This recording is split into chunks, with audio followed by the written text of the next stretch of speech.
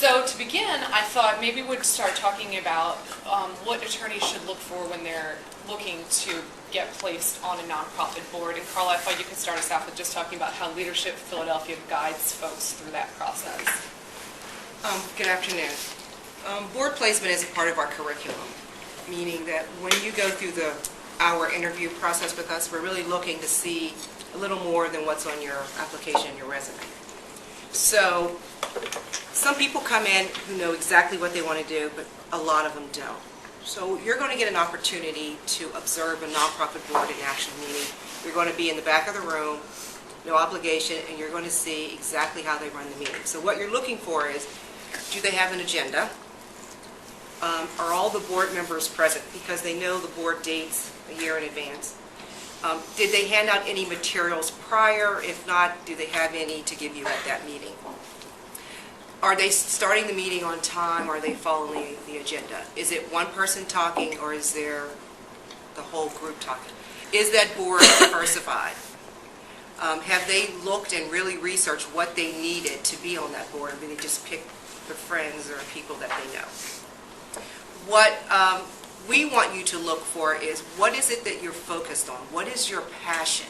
So we're going to ask you a series of questions. There's a placement profile that you need to fill out before we even start that whole process. Why do you want to serve?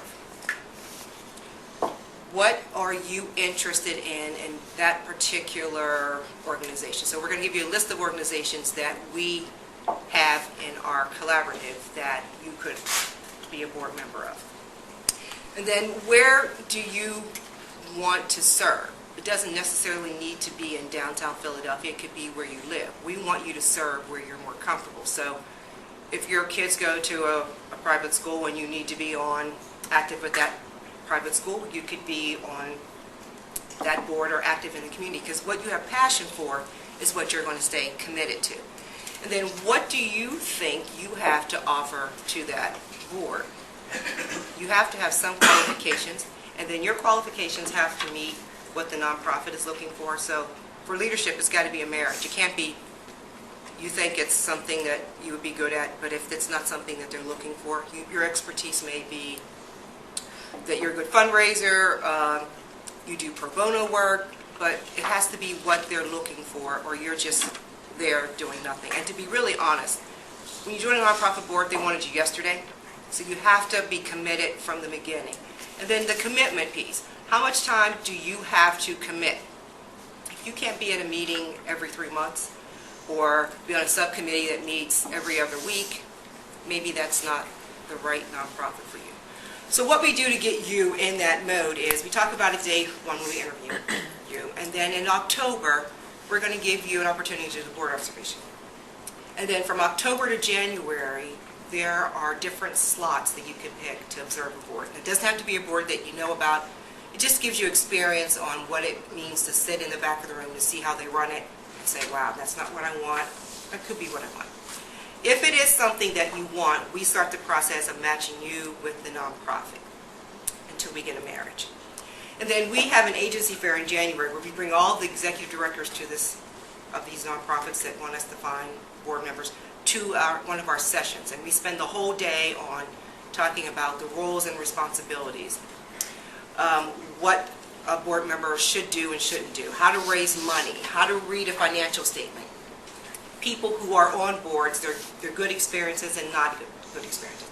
And then you have to wear a different hat, meaning at one particular event you could be the leader, but the next time you're the listener, or the next time you're just there to be supportive. So you have to be willing to not be in charge, but just be a good team player for that particular board meeting. But if you're not showing up, or if you've got too much on your plate at work, it's just not a good fit. And we'll tell you from the beginning, because we're watching what you're doing and what you're telling us, and we'll tell you that you want to be on it, but it's not the right time for you to be on it. So these agencies that come to the agency fair, they know who's in the class, and they're looking for that particular person, so that you get to meet them one-on-one. If you give them your business card, that's the only way they're contacting you, because we don't want someone to call John if he's not interested in that nonprofit board. But if he is, then he'll give him his business card, and then they'll make a connection. We'll follow up to make sure that it's what he wants to do. And then we meet with the nonprofits to see if what we think they need is what they actually need. So we'll gather them all together in September before we start the whole process, find out where they've been, what they're going, where they want to go, and then we'll give them some leadership experience. And we're going to be doing this in September, and our topic that month is going to be what different hats the nonprofit board members have to play. So we're talking to them about what they need and what they're looking for from us. We give it to the class probably 5 or 6 times. Here's a list of nonprofits who are looking for good board members. If you're interested, give us a call. Plus, we have 2,500 alum, and Wendy is alum, so she could be a graduate 5 years ago and call us and say, I'm interested again, or I'm rotating off a board. How do I get back in the game again? So she'll fill out a placement profile, see where her head is now, match her with the nonprofit.